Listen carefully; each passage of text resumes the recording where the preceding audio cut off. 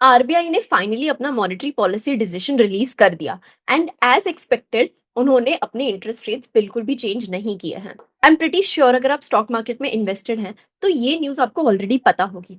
पर here eight smart money club हमारा objective है कि हम आपको वो लॉजिक्स और वो अंडरस्टैंडिंग प्रोवाइड करें बिहाइंड एनी इवेंट जो आपको कोई भी न्यूज़ चैनल या आर्टिकल रीड करके नहीं मिलेगी। सो आज के वीडियो में हम आरबीआई के इस डिसीजन को बहुत ही लॉजिकल वे में ब्रेक डाउन करेंगे और ये समझने की कोशिश करेंगे कि आरबीआई ने ये डिसीजन क्यों लिया और आगे स्टॉक मार्केट और इकोनॉमी पे इसका क्या इम्पैक्ट होगा। So hello and welcome back to the smart money club. मैं हूं सीए हर्षिता अय्यर और आज के वीडियो के एंड तक आपके पास इकोनॉमी, इंटरेस्ट रेट और स्टॉक मार्केट के बारे में वो अंडरस्टैंडिंग आ जाएगी जो मार्केट में बहुत ही कम परसेंटेज ऑफ रिटेलर्स के पास होती है। So make sure you stick till the very and. इस वक्त इंडिया के साथ दो मेजर प्रॉब्लम्स चल रही है। सबसे पहला हमारी जीडीपी ग्रोथ जो स्लो डाउन हो चुकी है।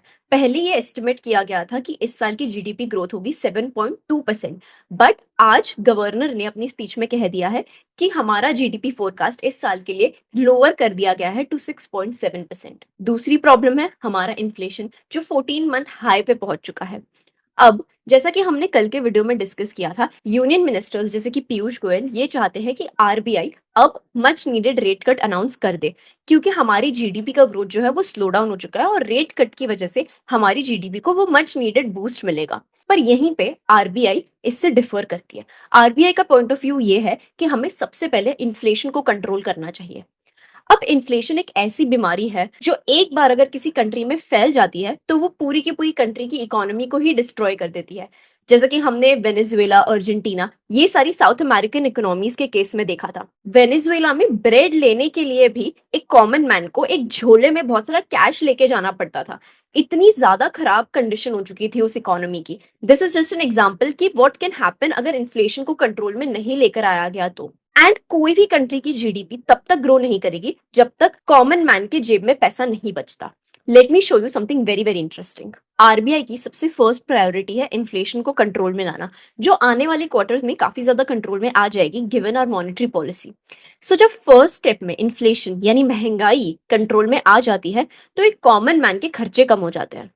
अब अगर कॉमन मैन के खर्चे कम हो जाते हैं तो उसकी डिस्पोजेबल इनकम जो यानी जो उसके पास सेविंग्स बचती है वो बढ़ जाती है। अब अगर कॉमन मैन की डिस्पोजेबल इनकम बढ़ जाती है तो वो मार्केट से ज्यादा गुड्स और सर्विसेज डिमांड करेगा, जिससे अल्टीमेटली कंपनीज का ज्यादा प्रॉफिट होगा, कंपनीज ज्यादा प्रोडक्शन करेगी, हमारी कंट्री में ज्यादा जॉब्स क्रिएट होगी एंड अल्टीमेटली लॉन्ग टर्म में हमारी जीडीपी ग्रो होगी। इससे यू कैन क्लियरली अंडरस्टैंड कि इवन दो इस क्वार्टर में हमारे जीडीपी के नंबर्स उतने अच्छे नहीं थे और हमारे आने वाला जीडीपी का फोरकास्ट भी थोड़ा सा गिरा दिया गया है, but in the longer run जब तक कॉमन मैन की जेब में पैसा नहीं बचेगा तब तक हमारी कंट्री एक हेल्दी एंड सस्टेनेबल वे में ग्रो नहीं करेगी। So you can clearly understand कि क्यों जीडीपी के गिरने के बाद भी इस बार आरबीआई ने रेट कट अनाउंस नहीं किया।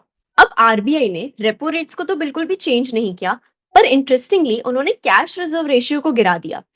पहले 100 रुपीज के डिपॉजिट पे बैंक्स को 4.5 रुपीज का कैश रिजर्व मेंटेन करके रखना पड़ता था। अब बैंक्स को सिर्फ 4 रुपीज का कैश रिजर्व मेंटेन करना पड़ेगा। इसकी वजह से बैंक्स के पास 1,16,000 करोड़ की एक्स्ट्रा लिक्विडिटी आ गई है, जिसे वो यूज करेगा टू गिव आउट लोन्स। इससे जो कैपिटल इंटेंसिव इंडस्ट्रीज है जैसे इंफ्रास्ट्रक्चर, रियल एस्टेट, कंस्ट्रक्शन, इन सबको बैंक ज्यादा इजीली लोन प्रोवाइड कर पाएगा, which is a very good thing. अब मार्केट में एक और बहुत बड़ा इश्यू और कंसर्न चल रहा है, वो है रुपी का ऑल टाइम लो हिट करना। अब इस चीज को मार्केट में बहुत ज्यादा नेगेटिवली पोर्ट्रे किया जा रहा है on news channels and Twitter, everywhere that you see, but here you can clearly see that कि कैसे सारी इमर्जिंग मार्केट्स की करेंसी काफी ज्यादा गिर चुकी है। इसका मतलब ये नहीं कि रुपी वीकन हो चुका है, इसका मतलब ये है कि इस वक्त डॉलर काफी ज्यादा स्ट्रांग हो चुका है। You can clearly see Brazil की करेंसी 16% गिर गई है between April till November. Bangladesh की करेंसी 12.5% गिर गई है।